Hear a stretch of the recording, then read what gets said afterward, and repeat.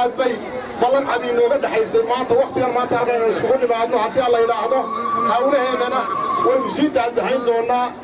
haddii alla yidhaahdo waynay nala joogi doonaan waqtigan culusay dhammaan waxaan uga mahad celinayaa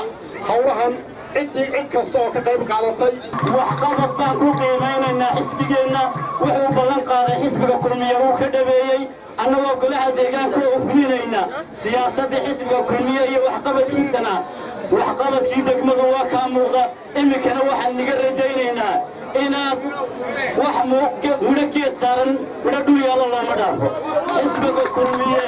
waa hanti aynu wada leenahay waa kaa waxqabadkiisu muuqdo 5 sano ka hor kolkaan u ololeynayna xisbigan kulmiye waxaanu ogeyn dhakhaatiirta dalka oo dhan cisbitaallada dalka oo dhan inay xidhnaayeen intooda badan ama aanay joogin dhakhaatiir ku filan maantana waad ogtihiin dhakhaatiirteenni cisbitaalladeeni waxaa yaallay ilaa qalabkii wadnaha iyo kuwii iskaanadee ummaddooda gelaysay waa ma baxo Itoobiya caafimaad looma tago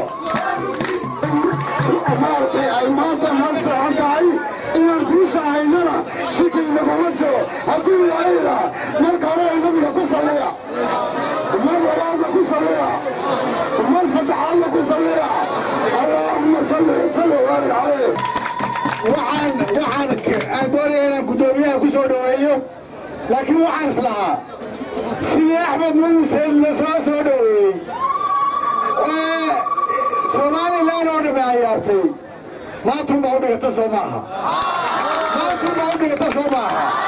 waa maalina suugaysay Soomaaliya waa maalina madaxweyne ku-xigeenka suugaysay Soomaaliya waa maalina xisbiga kulmiye guddoomiyaha ka yahay Muuse Biixi Cabdi suugaysay Soomaaliya waa maalina ku ballan qaadaysaan inaad xisbiga u furtaysaan Soomaaliya waxaynu ballanaa himilaa inuu sharcigu sarreeyo oo dadka Soomaaliland u sirmaan sharciga oo ay yihiin walaalo u sirmaan sharciga oo sirmaan walaalo wax wadane inaynu ka baxno waxaa in badan iminkaaynu dishoonayo ee ah in ardayga jaamiciga ah ee ka baxay jaamicaddu uu ka ogeeyo shaqo heli maysid haddaan adeerkaa wasiir ahayn haddaan suldaanku wadin inaynu taa ka baxno oo qof waliba sharciga aqoontiisa ku meel maro ayaanu balan haddaynu kulmiyanahay waxay ballan qaadaynaa wixii la qabtay guddoomiyihii intii warsaa sheegtay waxaa reeraha walalow lixdiisa xisbiga kulmiye meeshii uu maamulayey wuxuu qabtay isbeddel ku dhacay gobolkiina iyo dalkaba la socotaa maanta waxa weye xisbigani xisbi wuxuu noqday haddii wax ka qaldameena